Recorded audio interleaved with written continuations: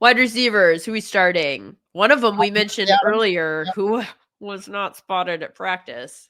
So obviously keep in mind that I could make this Devontae Adams or Garrett Wilson. They're both going to be startable this week.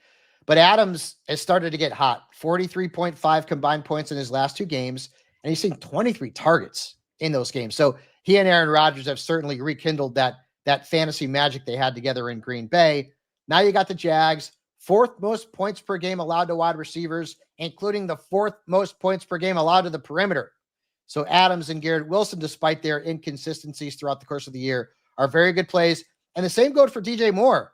He had 10 points last week. It wasn't great, but he scored 23 plus in his previous 2 games, including almost 27 against the Vikings. And their defense has really not been great against the perimeter.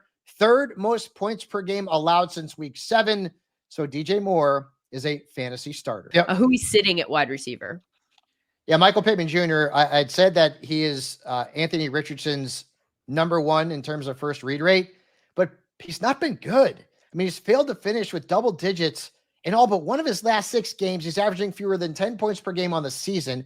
Josh Downs is looking like he could be back this week. So even though Denver can be beaten by perimeter receivers, I don't think Michael Pittman Jr. is going to get there this week. So I would keep him on the sidelines. And then another AFC South wide receiver, Tank Dell. He's been held to single digits in 3 of his last 4 games. He's averaging 9.3 points per game on the season.